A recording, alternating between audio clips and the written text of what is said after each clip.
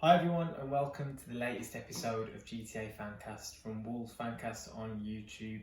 Firstly, I'd like to just apologise for the lack of a review after the Palace game. Unfortunately, my grandmother passed away that evening and I wasn't able to provide anything for you guys, which would have been nice given the result and the performance, and actually being able to kind of indulge a little bit in the way Wolves played, especially in that first half.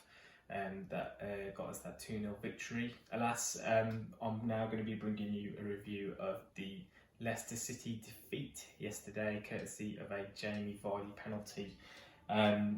Pretty much the total opposite of the Palace performance, result, everything. So I'm going to zone in particularly on the first 45 minutes of that game. We have seemed to kind of revert back to the old ways of just having a totally passive first half that we've been really accustomed to with Nuno, becoming a bit of a running joke now that we just don't turn up for those 45 minutes. And I'll look as to how that happened, what Leicester did, to be fair to them, in stopping us from playing, and why we ended up losing the game ultimately. So if we think about, for starters, the fact that Leicester took the same shape as us in terms of the back three, it's the fourth time it's happened this season so far.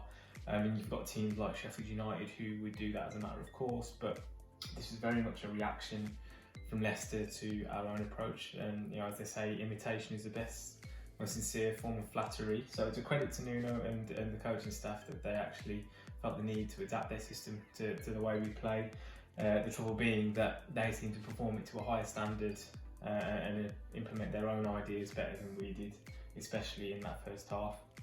Caveating the fact that our own idea seemed to be just to be cautious, conservative, etc., as Nuno likes to do.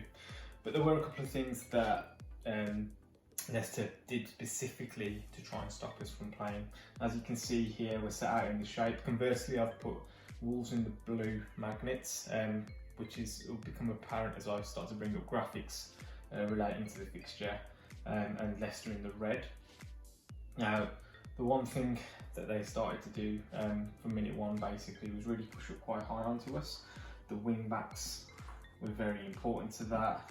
Everything was played specifically in the first 30 minutes in the Wolves half, and it all kind of stemmed from Jamie Vardy and Connor Cody and the relationship they seem to have on the pitch. Vardy pretty much stood right on Cody's toes for the majority of the first half, and if you have a look at Connor Cody's pass map from the first half in particular, you'll see he's only got on the ball a few times, and the pass direction and distance is nothing like the kind you would expect to see from Connor Cody when he's having a good game, when he's picking out his passes, especially to the flanks.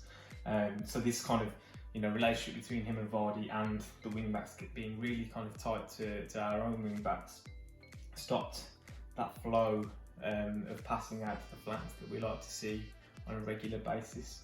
If you compare it to, say, the Crystal Palace game, and understood the fact that we were playing against a back four that day, so maybe not quite the system to combat our strengths. You can see that Cody is picking the passes, the distances are longer, it's coming out into the wider areas, and we obviously had a lot of joy as a result of that. Leicester combated that well, and it's really important to understand why it's important to stop Cody from having that kind of influence on a fixture. If you just kind of mark out kind of the channel that Cody can operate in, he's got the whole width from that central position. He's got the whole width of the pitch to work with, really, given his technical ability, and B, just from being the centre man in that position. If you think about the fact that as a result of Vardy being in such close proximity to Cody, the ball ended up a lot more with Willy Bolly and Max Kilman, and their kind of range is a lot more limited, partly due to the fact that the position on the pitch means that is the kind of funnel that they can work with, really, and also due to the fact that their passing range just isn't quite as broad as Cody's anyway. If you take an example of Bolly being in possession of the ball here, now really, obviously with Semedo being an option for him, but not really in the sense that, you know, Luke Thompson in the first half, was quite nice and tight to him. You've got James Maddison, it probably would have been here, able to pressure the ball and kind of cut off any passing lanes.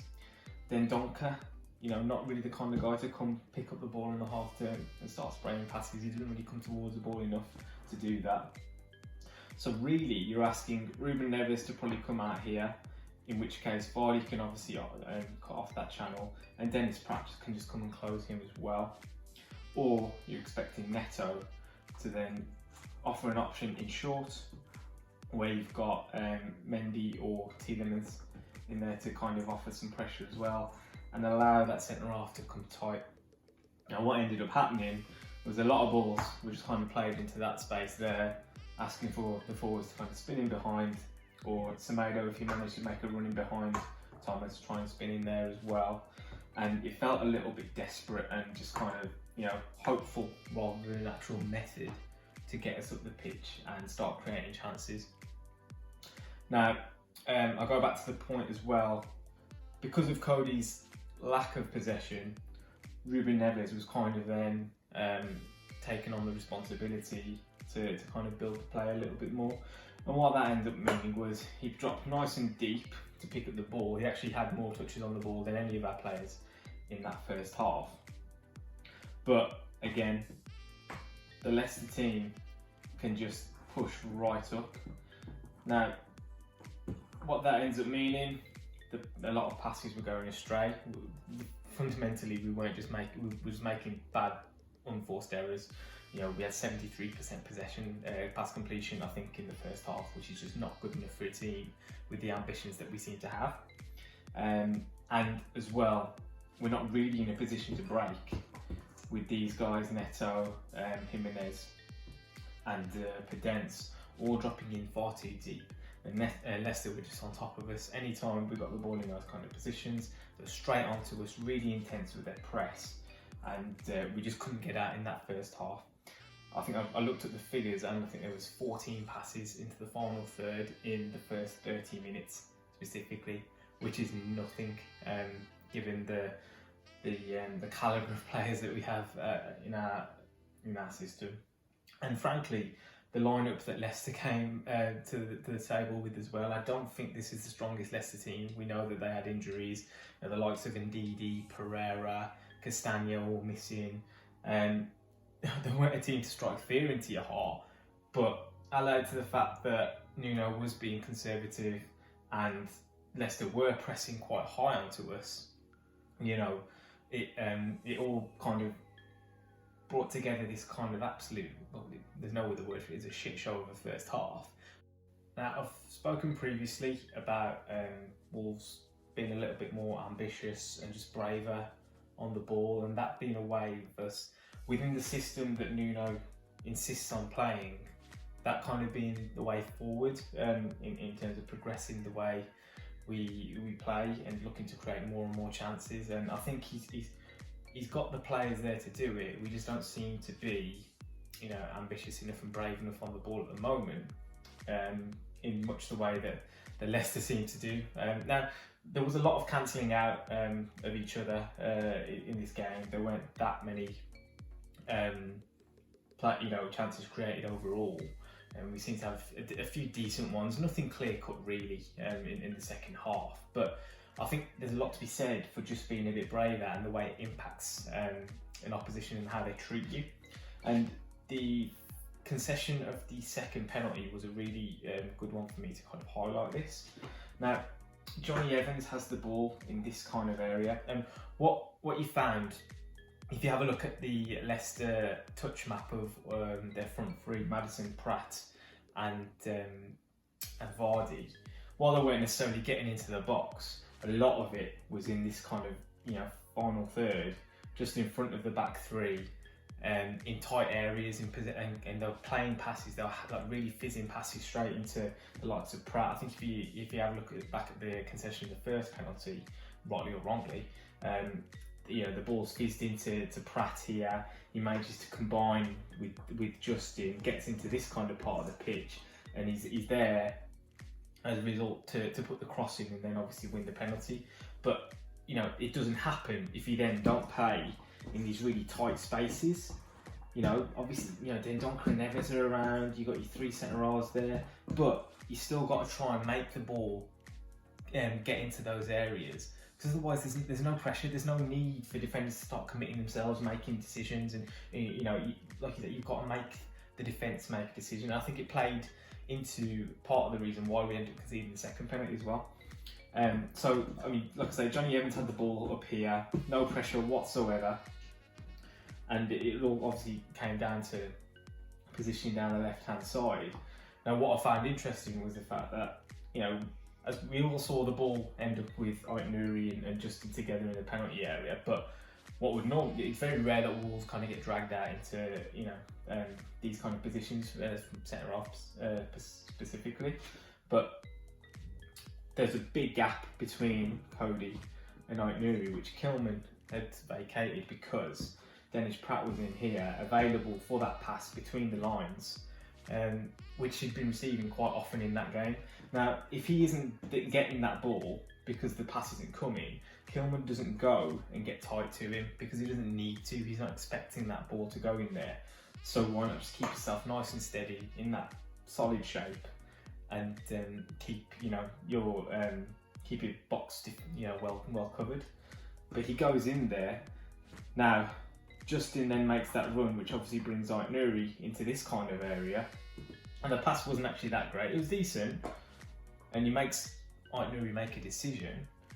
But, he doesn't deal with it very well at all for a start. And Justin nips in and wins the penalty. But it all comes about because throughout the game, Leicester just continually played in those kind of nice tight spaces and made our defenders do something.